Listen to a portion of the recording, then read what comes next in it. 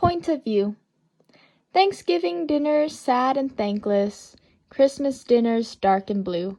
When you stop and try to see it from the turkey's point of view. Saturday dinner isn't sunny. Easter feasts are just bad luck. When you see it from the viewpoint of a chicken or a duck. Oh, how I once loved tuna salad, pork and lobsters, lamb chops too, till I stopped and looked at dinner from the dinner's point of view. Magical eraser. She wouldn't believe this pencil has a magic eraser. She said I was a silly moo. She said I was a liar too. She dared me to prove that it was true. So what could I do? I erased her.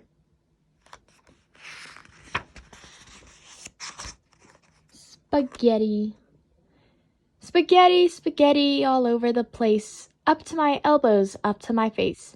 Over the carpet and under the chairs, into the hammock and wound round the stairs, filling the bathtub and covering the desk, making the sofa a mad mushy mess.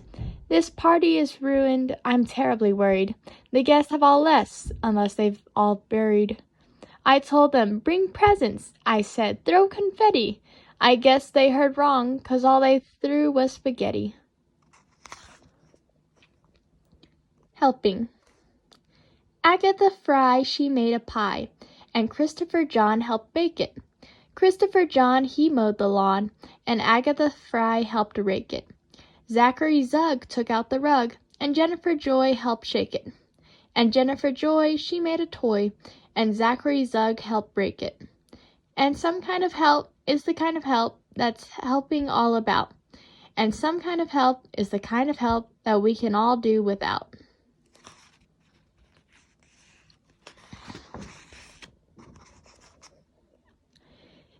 If I had a Brontosaurus.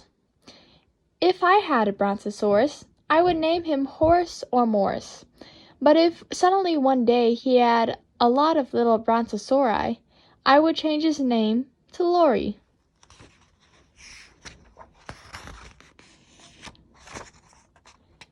Benjamin Bunn. Poor Benjamin Bunn from Willington, his buttons will not come undone. He hasn't changed his clothes since last July. And why?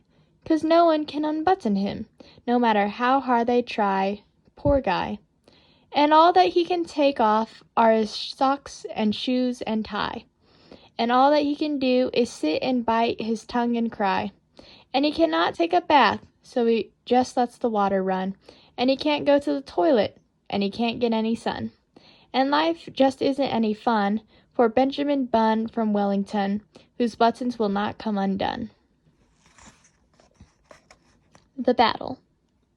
Would you like to hear of the terrible night when I bravely fought the... No? All right. Minnow Minnie. May I ask you if you've noticed, may I ask you if you've seen, my Minnow Minnie who was swimmin' on your Ovaltine? For you've gone and drunk it up, dear, and she isn't in the cup, dear. She's nowhere to be found, dear. Do you think that she has drowned, dear?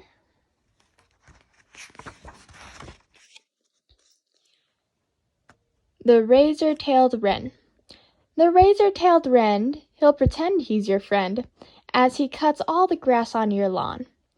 But do not leave anything sticking far out, or swishity, it'll be gone. Please do not make fun of me, and please don't laugh. It isn't easy to write a poem on the neck of a running giraffe.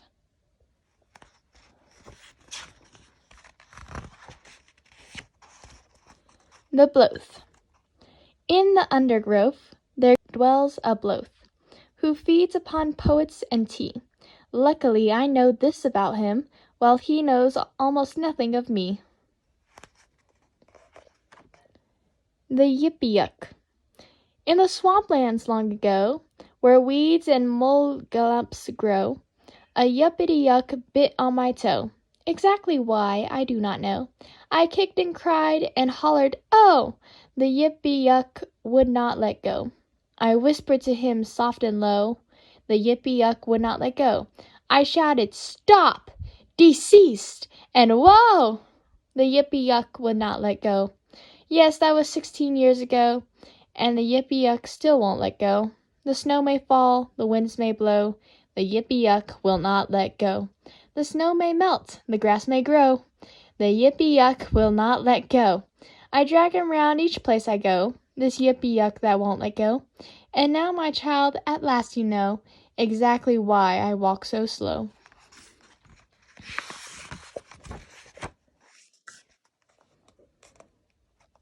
What's in the sack? What's in the sack? What's in the sack? Is it mushrooms or is it the moon? Is it love letters or drowsy goose feathers? Or maybe the world's most enormous balloon? What's in the sack? That's all they ask me. Could it be popcorn or marbles or books? Is it 2 years' worth of your dirty laundry? Or the biggest old meatball that's ever been cooked? Does anyone ask me, "Hey, when is your birthday? Can you play Monopoly? Do you like beans? What is the capital of Yugoslavia?" Or who embroidered that rose on your jeans? No, what's in the sack? That's all they care about. Is it a rock or a rolled-up giraffe? Is it pickles or nickels or busted bicycles? And if we guess it, will you give us half? Do they ask where I've been or how long I'll be staying? Where I'll be going or when I'll be back? Or how do? Or what's new? Or hey, why are you so blue? No, all they keep asking is, what's in the sack? What's in the sack? I'm blowing my stack at the next one who asks me, what's in the sack? What? Oh no, not you too. Won't you?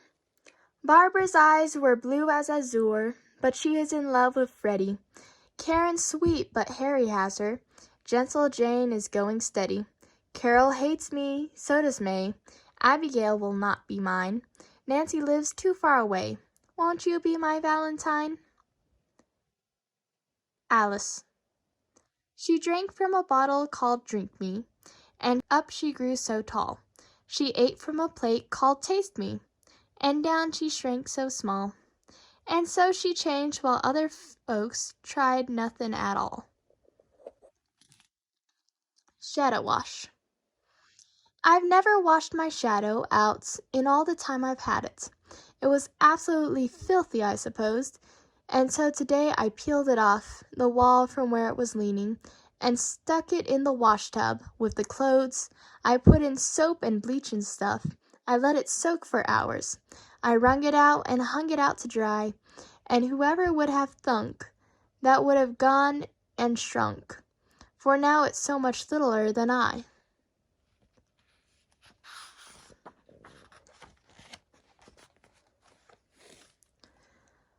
Recipe for a hippopotamus sandwich. A hippo sandwich is easy to make. All you do is simply take 1 slice of bread, 1 slice of cake, some mayonnaise, 1 onion ring, 1 hippopotamus, 1 piece of string, a dash of pepper, that ought to do it. And now here comes the problem, biting into it.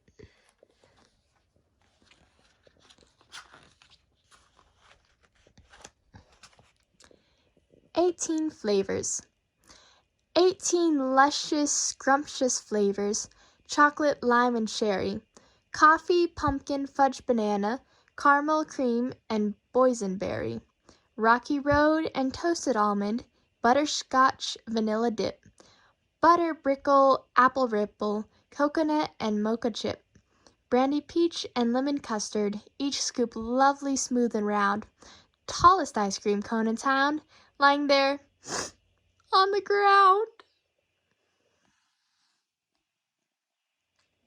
Poor Angus. Oh, what do you do, poor Angus, when hunger makes you cry? "I fix myself an omelette, sir, of fluffy clouds and sky." Oh, what do you wear, poor Angus, when winds blow down the hills? "I sew myself a warm cloak, sir, of hope and daffodils." Oh, who do you love, poor Angus, when Catherine's left the moor? "Ah, then, sir, then's the only time I feel I'm really poor."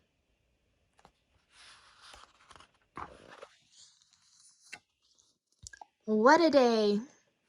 What a day, oh what a day! My baby brother ran away, and now my tuba will not play. I'm 8 years old and turning gray. Oh, what a day, what a day! Ma and God. God gave us fingers. Ma says, use your fork. God gave us voices. Ma says, don't scream. Ma says, eat broccoli, cereal, and carrots. But God gave us tasties for maple ice cream. God gave us fingers. Ma says, use your hanky. God gave us puddles. Ma says, don't splash. Ma says, be quiet, your father is sleeping. But God gave us garage cans covers to crash. God gave us fingers. Ma says, put your gloves on. God gave us raindrops. Ma says, don't get wet. Ma says, be careful and don't get too near to those strange, lovely dogs that God gave us to pet. God gave us fingers. Ma says, go wash 'em. But God gave us colpins and nice dirty bodies. And I ain't too smart, but there's one thing for certain. Either Ma's wrong or else God is.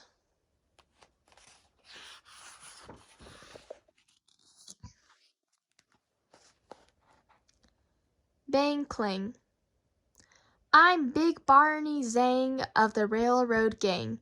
My partner is Charlie O'Flynn, and I hold the nails for the big steel rails. And Charlie, he hammers 'em in. And most of the time, he does just fine. But now and again, he fails. Maybe tomorrow I'll hammer him in and let Charlie hold the nails. Traffic light. The traffic light simply would not turn green, so the people stopped to wait. As the traffic rolled and the wind blew cold, and the hour grew dark and late. Zoom, vroom, trucks, trailers, bikes, and limousines, clattering by, me oh my, won't that light turn green? But the days turned weeks, and the weeks turned months, and there on the corner they stood, twiddling their thumbs, till the changing comes, the way good people should. And if you walk by that corner now, you may think it's rather strange to see them there as they hopefully gaze, with the very same smile on their very same face, as they patiently stand in the very same place and wait for the light to change.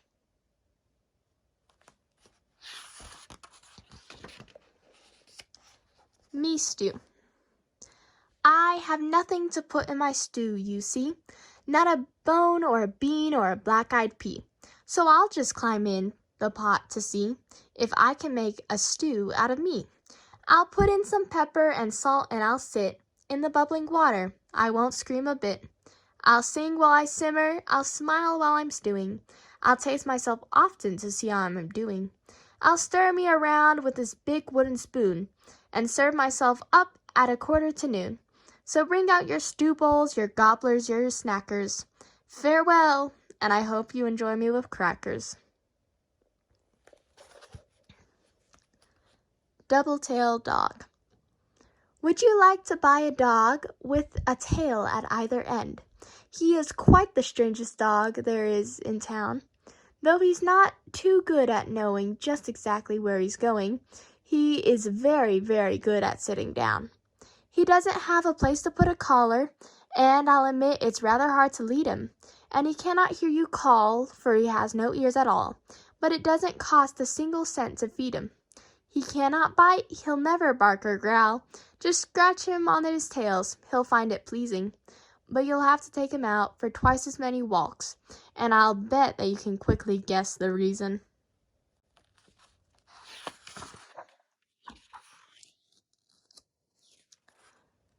Paul Bunyan. He rode through the woods on a big blue ox. He had fists as hard as chopping blocks, 500 pounds and 9 feet tall. That's Paul. Talk about workin' when he swung his axe. You could hear it ring for 1.5 miles. Then he'd yell, "Timber!" and down she'd fall, for Paul. Talk about drinkin', and that man so mean. that he'd never drink nothing but kerosene, and a 5-gallon can is a bit small for Paul. Talk about tough. Well, once he had a fight with a thunderstorm on a cold, dark night. I ain't saying who won, but it don't storm at all round here, thanks to Paul. He was 90 years old when he said with a sigh, I think I'm gonna lay right down and die, 'cause sunshine and sorrow, I've seen it all, says Paul. He says, there ain't no man alive can kill me, ain't no woman round can thrill me, and I think heaven might just be a ball, says Paul. So we died, and we cried. It took 18 men just to bust the ground. It took 24 more just to lower him down. And we covered him up, and we figured that was all for Paul.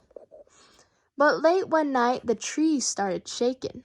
The dogs started howling, and the earth started quaking.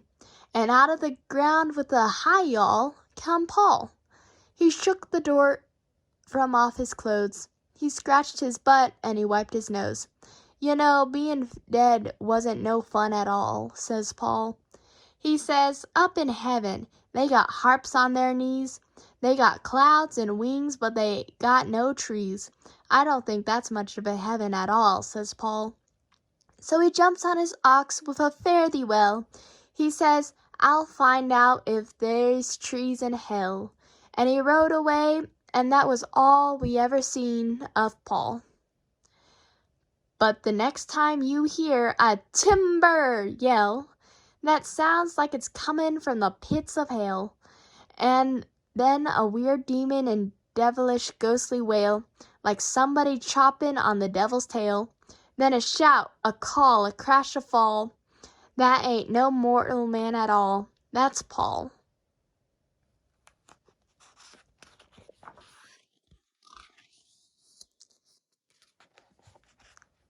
Dancing Pants. And now for the dancing pants, doing their fabulous dance.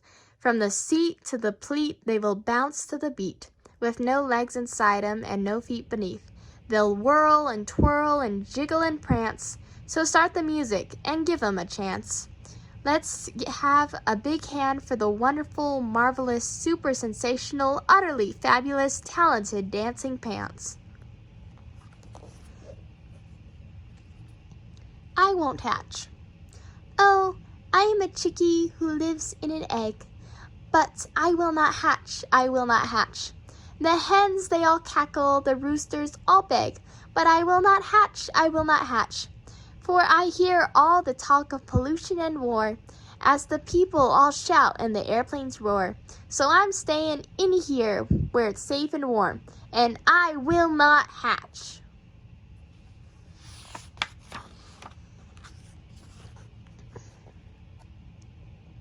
With his mouth full of food. Milford Durfee, though he knew it was rude, talked with his mouth full of food. He never would burp or walk out in the nude, but he talked with his mouth full of food. His mother said, Milford, it's cruel and it's lewd to talk with your mouth full of food. Why, even the milk cow, who mooed as she chewed, never mooed with her mouth full of food. And the cuckoo would never have ever cuckooed if he cooed with his mouth full of food. His dad said, get married or get tattooed, but don't talk with your mouth full of food. If it was a crime, you would surely get sued if you talked with your mouth full of food. Why, just like an animal, you'd be zooed as you talk with your mouth full of food. For you know we're all put in a terrible mood when you talk with your mouth full of food. They pleaded and begged, he just giggled and chewed, and laughed with his mouth full of food. And they all advised him he simply poo-pooed. He poo-pooed with his mouth full of food. So they sent for the gluer and had his mouth glued, 'cause he talked with his mouth full of food. Now instead of saying good morning, he says, good morning. I was talking with my mouth full of food.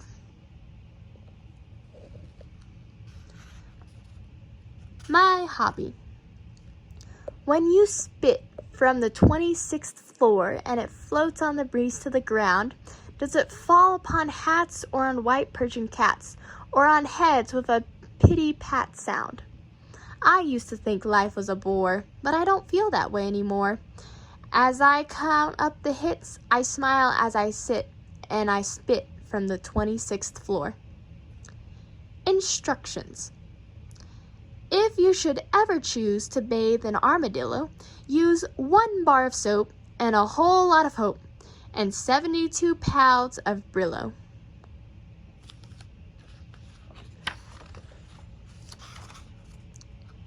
The worst. When singing songs of scariness, of bloodiness and hairiness, I feel obligated at this moment to remind you of the most ferocious beast of all, 3,000 pounds and 9 feet tall, the glurpy, slurpy sack of growl who's standing right behind you.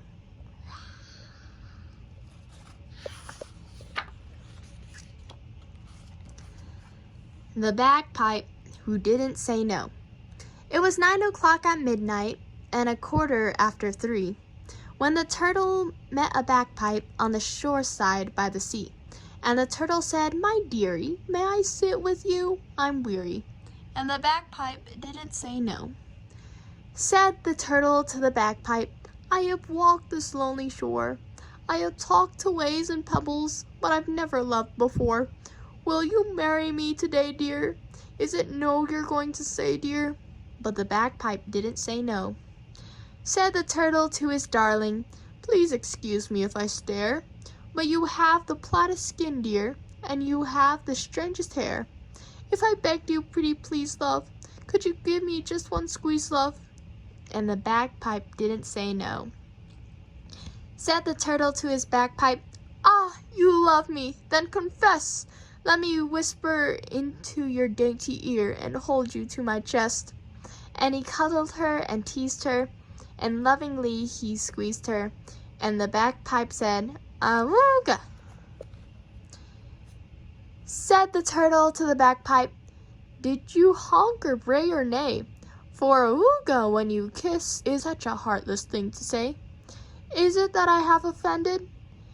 Is it that our love is ended?" And the bagpipe didn't say no. Said the turtle to the bagpipe, "Shall I leave you, darling wife? Shall I waddle off to woo-dom? Shall I crawl out of your life? Shall I move, depart, and go, dear? Oh, I beg you, tell me no, dear." But the bagpipe didn't say no. So the turtle crept off crying, and he never came back no more. And he left the bagpipe laying on that smooth and sandy shore. And some night when the tide is low there, just walk up and say hello there, and politely ask the bagpipe, "Is this story really so?" And I assure you, darling children, that the bagpipe won't say no.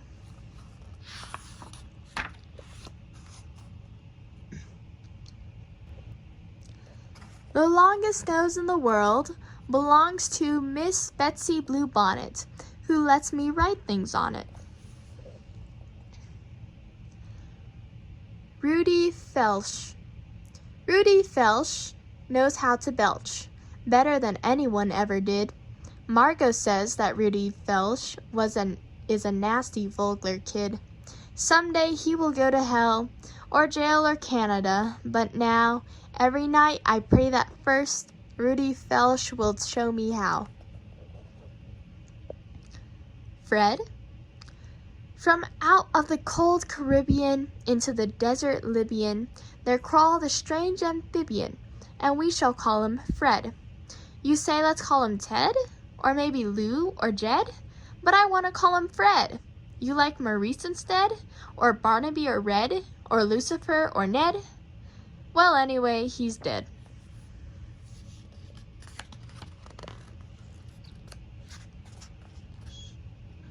The long-haired boy. There was a boy in our town with long hair. I mean really long hair. And everybody pointed at him and laughed at him and made fun of him. And when he walked down the street, the people would roar and stick their tongues out and make funny faces and run in and slam their door and shout at him from the window until he couldn't stand it anymore. So he sat down and cried till his whole body shook. and pretty soon his hair shook too, and it flapped and flapped, and he lifted and flew.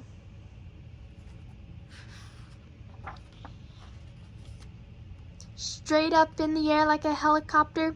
Jenny Ricks saw him and dropped her, knitting and screamed, "It's a flying kid!" Lukey Hastings ran and hid under Old Man Merle's car. Miss Terrence fainted. Henry Quist tried to shoot him down, but missed. "I thought he was a crow," he said.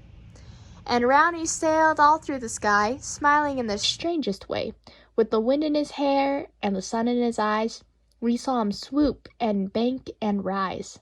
He brushed the tree tops and skimmed the grass on Yerby's lawn and almost crashed right into Hanson's silo, but zoomed up in time and almost hit the courthouse. Old Man Cooley bit right through his napkin when he saw a kid fly through the dinner door and out the window, tipping the ladder where Smokey was painting. He almost had a heart attack. He clung to a rafter. The kid flew on, us running after, cheering and sweating and screaming, "Hooray!" Mayor Laurie shouted, "Hey, come down here, kid. We'd like to say how proud of you we are today. Whoever thought our little town would have a hero in it? So I'd like to proclaim this day, hey kid, will you please come down for just a minute?" But the flying kid did not come down. He treaded air above the town, sort of crying and looking down at all of us here on the ground. Then up he flew up into the clouds, flapping and flying so far and high, out past the hills and into the sky, until a tiny speck against the sun was all we could see of him. Then he was gone.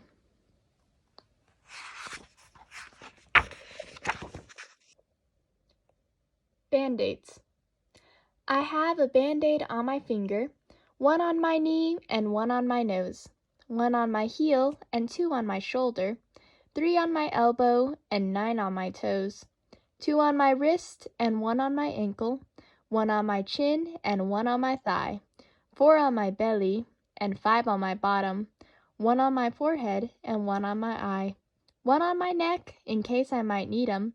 I have a box full of 35 more. But oh, I do think it's sort of a pity I don't have a cut or a sore.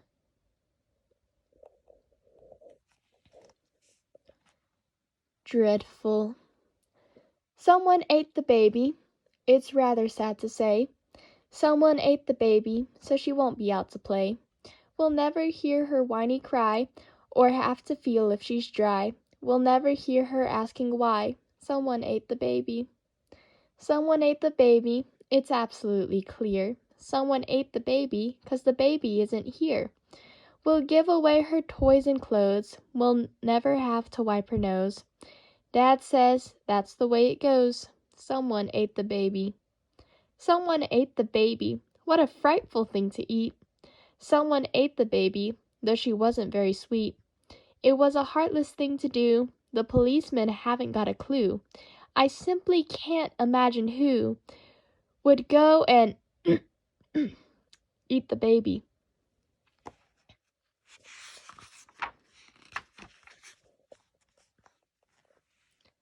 Skinny.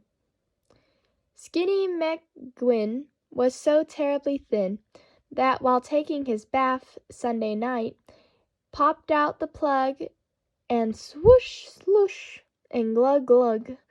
It washed Skinny right down the drain, out of sight. And where is our dear Skinny bathing tonight?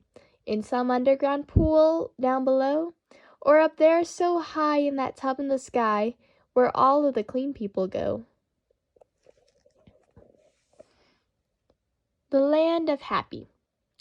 Have you been to the Land of Happy, where everyone's happy all day, where they joke and they sing of the happiest things, and everything's jolly and gay? There's no one unhappy and happy, there's laughter and smiles galore. I've been to the Land of Happy. What a bore.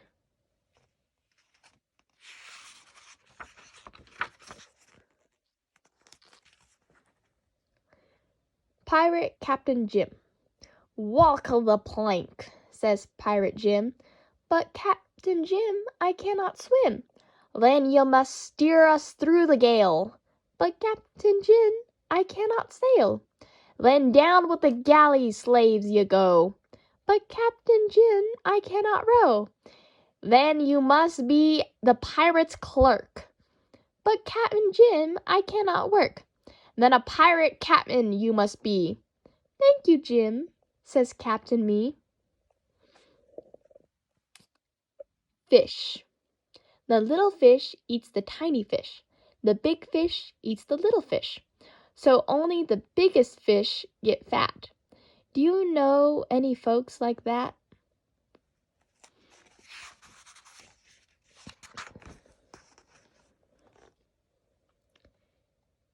If the world was crazy. If the world was crazy, you know what I'd eat?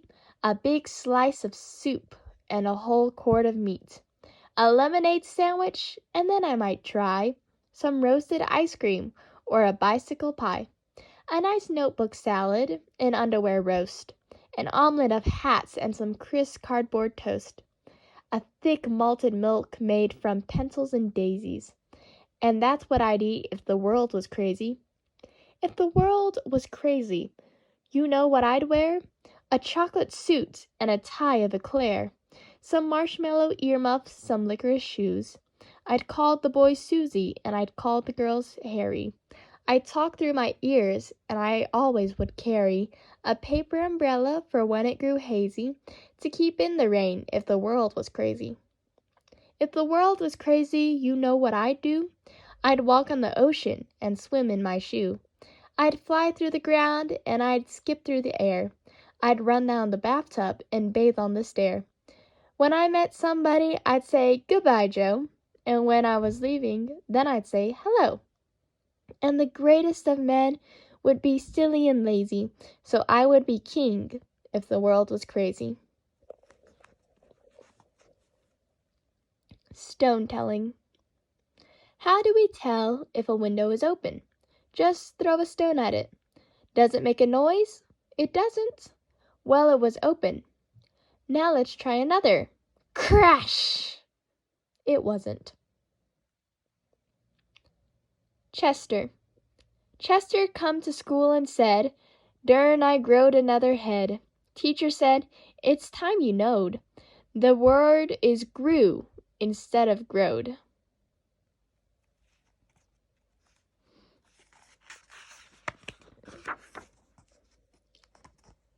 The silver fish. While fishing in the blue lagoon, I caught a lovely silver fish. And he spoke to me. "My boy," quoth he, "please set me free, and I'll grant your wish, a kingdom of wisdom, a palace of gold, or all the goodies your fancies can hold." So I said, "Okay," and I threw him free, and he swam away and he laughed at me, whispering my foolish wish into the silent sea. Today I caught the fish again, that lovely silver prince of fishes, and once again he offered me, if only I would set him free, any one of a number of wonderful wishes. He was delicious. Forgotten language. Once I spoke the language of flowers. Once I understood each word the caterpillar said. Once I smiled in secret at the gossip of the starlings, and shared a conversation with the housefly in my bed. Once I heard and answered all the questions of the crickets, and joined the crying of each falling, dying flake of snow. Once I spoke the language of the flowers. How did it go? How did it go?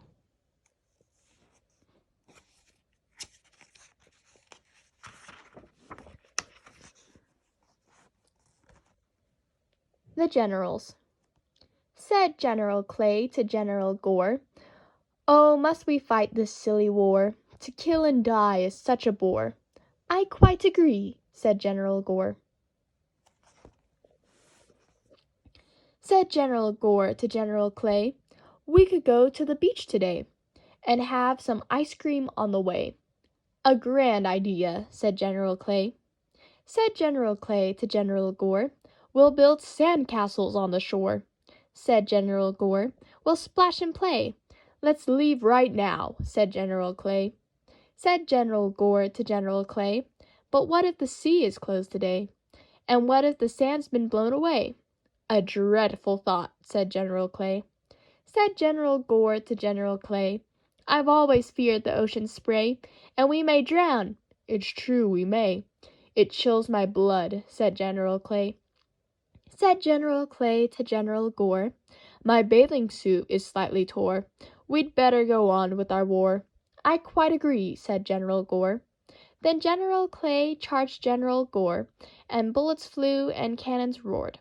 And now, alas, there is no more of General Clay or General Gore.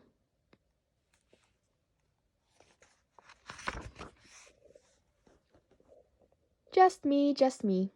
Sweet Marie, she loves just me. She also loves Maurice McGee. No, she don't. She loves just me. She also loves Louis Dupree. No, she don't. She loves just me. She also loves the willow tree. No, she don't. She loves just me. Poor, poor fool, why can't you see? She can love others and still love thee. Standing. Standing on my elbow with my finger in my ear, biting on a dandelion and humming kind of queer, while I watched a yellow caterpillar creeping up my wrist, I leaned on a tree and I said to me, "Why am I doing this?" The One Who Stayed. You should have heard the old men cry, you should have heard the biddies, when that sad stranger raised his flute and piped away the kiddies. Caddy, Tommy, Meg, and Bob followed skipping gaily, red-haired Ruth, my brother Rob, and little crippled Bailey. John and Nils and Cousin Claire, dancin', spinnin', turnin', crossed the hills to God knows where, they never came returnin'. Crossed the hills to God knows where, the piper pranced the leadin', each child in Hamlin town but me, and I stayed home unheedin'. My papa says that I was the blessed, for if that music found me, I'd be witchcast like all the rest. This town grows old around me. I cannot say I did not hear that sound so haunting hollow. I heard it clear. I was afraid to follow.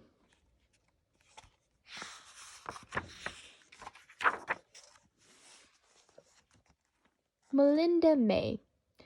Have you heard of tiny Melinda Mae, who ate a monstrous whale? She thought she could, she said she would, so she started right at the tail. And everyone said, "You're much too small," but that didn't bother Melinda at all. She took little bites and she chewed very slow, just like a good girl should.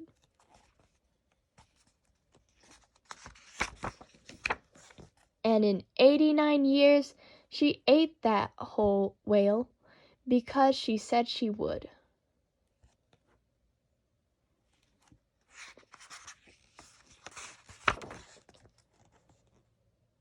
The Little Blue Engine. The little blue engine looked up at the hill. His light was weak, his whistle was shrill. He was tired and small, and the hill was tall, and his face blushed red as he softly said, "I think I can, I think I can, I think I can." So he started up with a chug and a strain, and he puffed and pulled with might and main. And slowly he climbed, a foot at a time, and his engine coughed as he whispered soft, "I think I can, I think I can, I think I can." With a squeak and a creak and a toot and a sigh, with an extra hope and an extra try, he would not stop, now he neared the top. And strong and proud he cried aloud, "I think I can, I think I can, I think I can."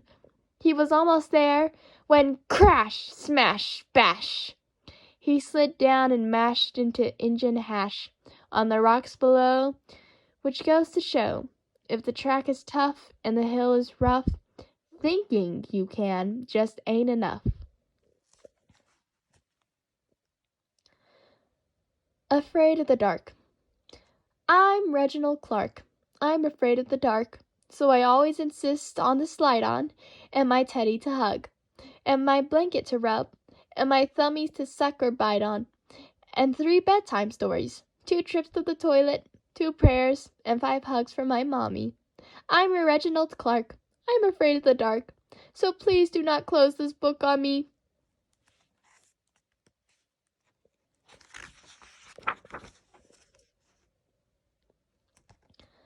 Hungry Mungry. Hungry Mungry sat at supper, took his knife and spoon and fork, and ate a bowl of mushroom soup, ate a slice of roasted pork, ate a dozen stewed tomatoes, 27 deviled eggs, 15 shrimps, 9 baked potatoes, 32 fried chicken legs, a shank of lamb, a boiled ham, 2 bowls of grits, some black-eyed peas, 4 chocolate shakes, 8 angel cakes, 9 custard pies with Munster cheese, 10 pots of tea, and after he had eaten all that he was able, he poured some broth on the tablecloth and ate the kitchen table. His parents said, "Oh, Hungry Mungry, stop these silly jokes." Mungry opened up his mouth and gulp, he ate his folks.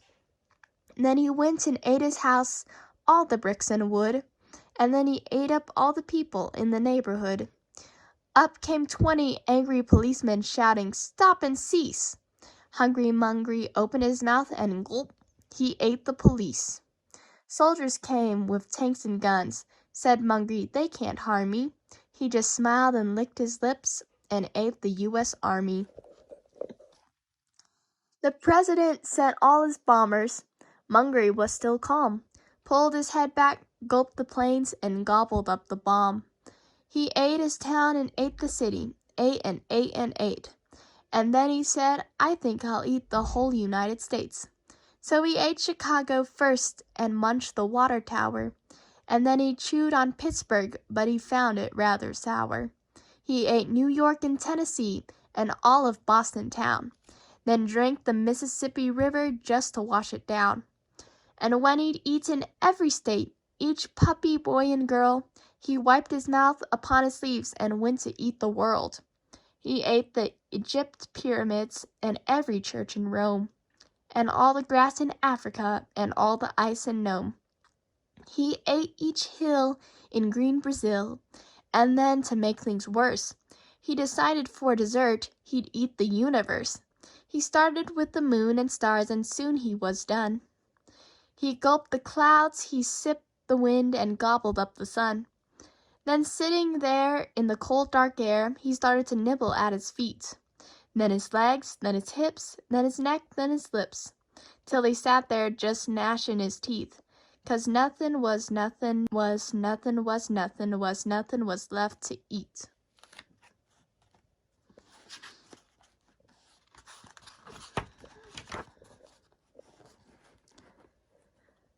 My beard. My beard grows to my toes. I never wears nose clothes. I wraps my hair around my bear, and down the road I goes.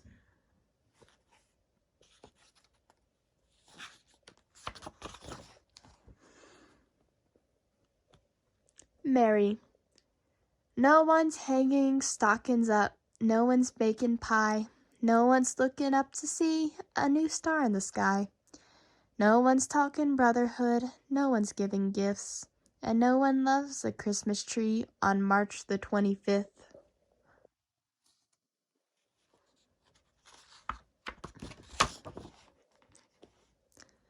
The Search. I went to find the pot of gold that's waiting where the rainbow ends. I searched and searched and searched and searched and searched and searched, and then there it was, deep in the grass, under an old and twithy bough. It's mine, it's mine, it's mine at last. What do I search for now? Where the Sidewalk Ends, 30th Anniversary Special Edition Poems.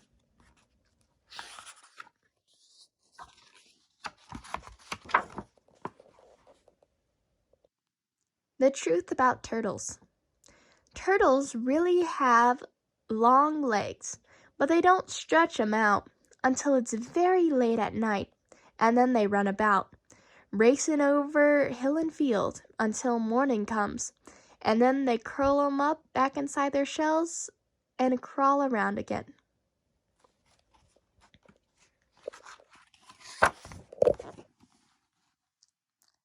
Oops! Down, upside out come all poems my found I can't but try do I. Around all them turn not can I. Down, upside out come all poems I. My poems all come out upside down. I cannot turn them all around. I do try, but can't I found. My poems all come out upside down.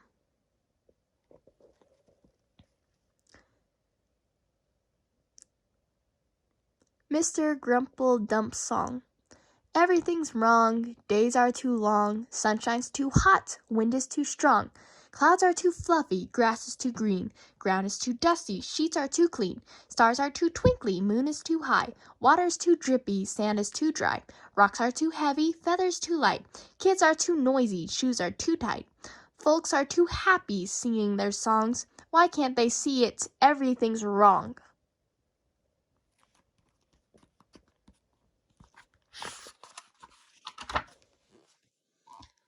Naked Hippo. Let us make a pair of pants for the poor hippopotamus to cover his hide once we decide exactly how big his bottom is.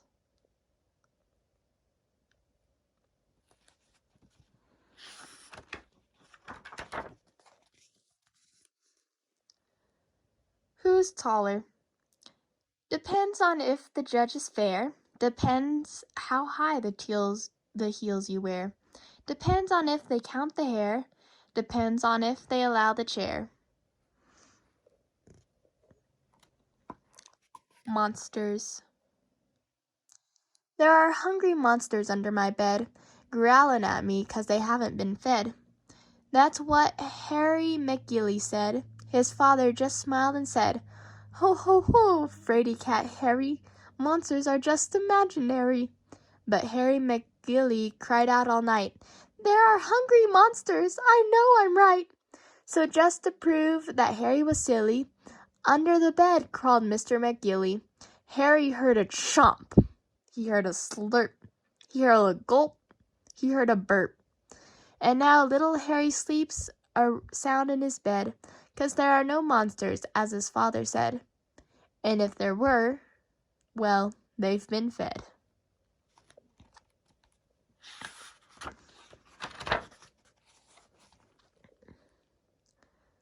Weightliftress. Nancy Bates can lift those weights as well as any feller. If you don't think it's ladylike, then you go up and tell her. Don't tell me. Please don't tell me I should hug. Don't tell me I should care. Don't tell me just how grand I'd feel if I had just learned to share. Don't say, it's all right to cry. Be kind, be fair, be true. Just let me see you do it, and then I just might do it too.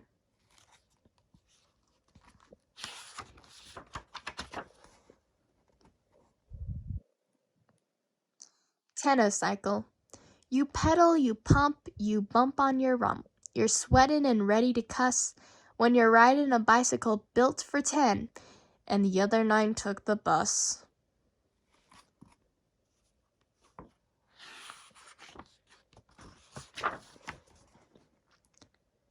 The Unfunny Jester. The jester told a silly joke. The king just frowned. Nobody spoke. The jester sang a funny song.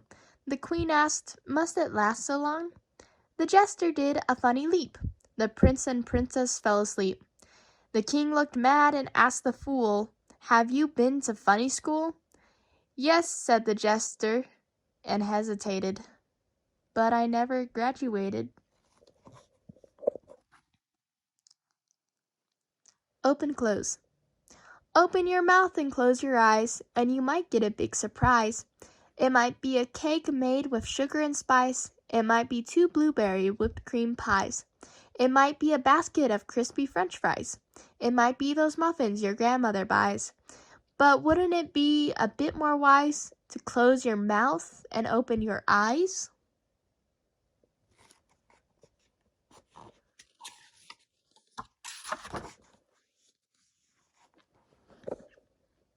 Gorilla. Since I brought my gorilla to school, everyone's nicer to me.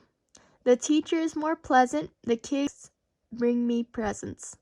The principal serves me bran muffins and tea. If I'm tardy, they say, "Oh, don't worry." If I'm absent, they don't give a hoot. If my desk is a mess, or I'm sloppily dressed, or I snooze on my desk, or I cheat on a test, they say, "Isn't that cute?" If I don't know my lessons, I just take a guess, and whatever I guess, the teacher screams out, "That's right!"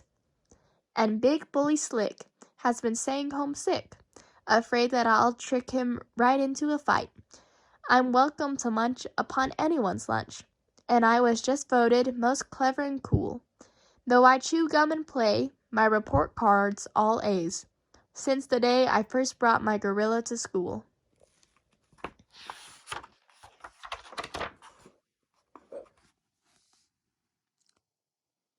Index.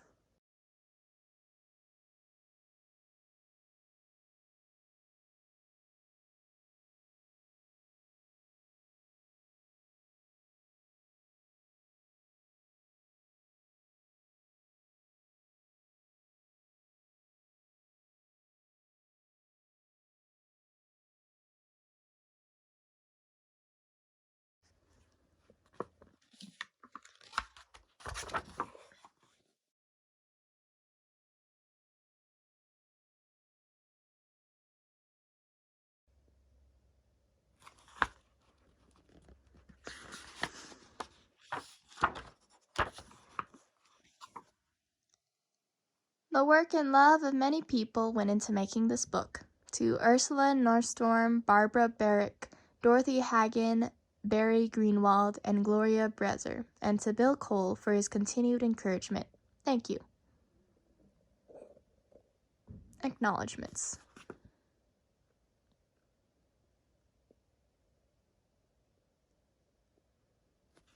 The following poems have been published previously in slightly different versions.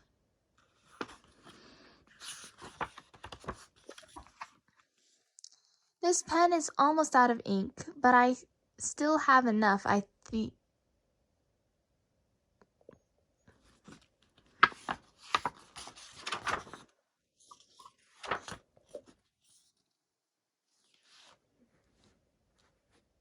The end.